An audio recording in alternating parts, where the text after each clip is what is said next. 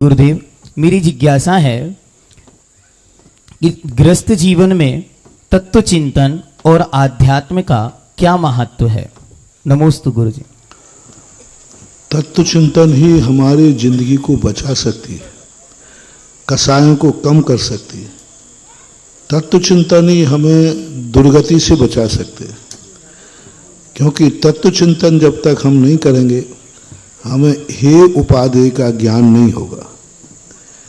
इसलिए तत्व चिंतन स्वाध्याय से आता है। जितना जितना हमारा स्वाध्याय होता जाएगा हमारा तत्व चिंतन बढ़ता जाएगा।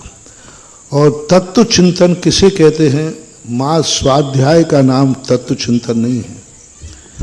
जैसे हमने कल 12 वर्षीय छात्र छात्राओं ने प्रश्न किया था, तत्व चिंतन का नाम स्वाध्याय नहीं है। स्वाध्याय से तत्व चिंतन होता है, लेकिन स्वाध्याय को तत्व चिंतन नहीं कह सकते, क्योंकि स्वाध्याय दो प्रकार से किया जाता है, एक जानने के लिए और एक मानने के लिए। एक व्यक्ति श्रावकाचार पढ़ रहा है जानने के लिए कि प्रतिमाओं का क्या स्वरूप है, और एक व्यक्ति पढ़ रहा है कि मुझे प्रतिमाएं पालन करना है इसलिए मैं पढ़ रहा हूं। तो दोनों स्वाध्याय में अंतर है। मूलाचार पढ़ रहा है जानने के लिए कि मुनि के कितने मूल गुण होते हैं, क्या चर्या होती है, ये स्वाध्याय है। लेकिन चिंतन किसे कहते हैं? मैं भी मुनि बन सकूं, मुनि बनने के लिए मैं मूलाचार पढ़ रहा हूं, ये कहलाता है तत्व चिंतन। तत्व चिंतन जब ही बनेगा तब वो ये भाव करेगा कि जो मैं पढ़ूंगा, जो मैं पढ़ रहा हूं, ऐसी मेरी दशा भी होवे, मेरी दशा भी प्राप्त कर पाए या ना कर पाए, लेकिन वो भाव ना करेगा। जब जब जो स्वाध्याय करते समय उसको ये भाव आएगा कि जो जिनवाणी में लिखा है वैसा मेरा जीवन हो, और वो शक्ति प्रमाण करेगा, तो वो तत्व चिंतन में आएगा।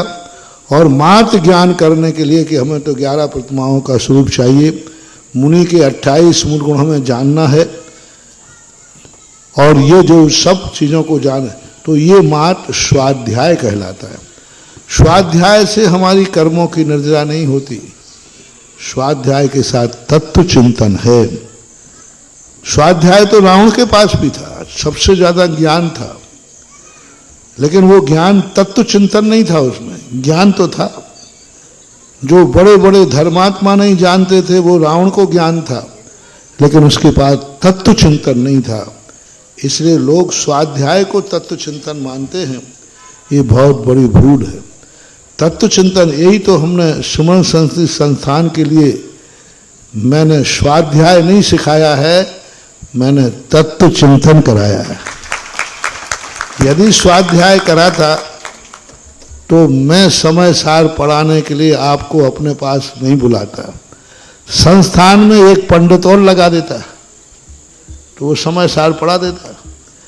लेकिन मैंने क्यों कहा कि नहीं, संस्थान के बच्चों को हम समय सार पढ़ाएंगे, और 10, 12, 15 दिन पढ़ाते हैं। स्वाध्याय के लिए नहीं पढ़ाते हैं, तत्व चिंतन के लिए पढ़ाते हैं। श्रमण से अभी तक का जो बदनामी थी कि पंडित लोगों को ज्ञान तो होता है, उनके पास चारित्र नहीं होता। लेकिन श्रमण संस्कृति संस्थान से मैं अपेक्षा करता हूं कि जैसा जैसा ज्ञान बढ़ता जाए वैसा वैसे उनका चारित्र भी बढ़ता जाए। नानस्य फलम उपेक्षा, ज्ञान का फल उपेक्षा होना चाहिए। ज्ञान आजीविका के लिए किया जाता है, वो ज्ञान नहीं।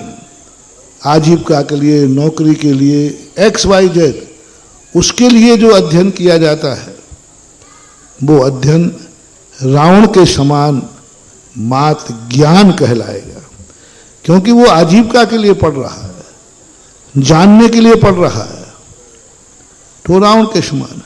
और जो इसलिए पढ़ रहा है कि नहीं वैसा ही आचरण मेरा भी होगा, मैं भी वैसा ही अपनी चर्या करूंगा, मन भी वैसा ही होगा, वचन भी, तो वो तत्व चिंतन कहलाता है। इतना अंतर जानना चाहिए।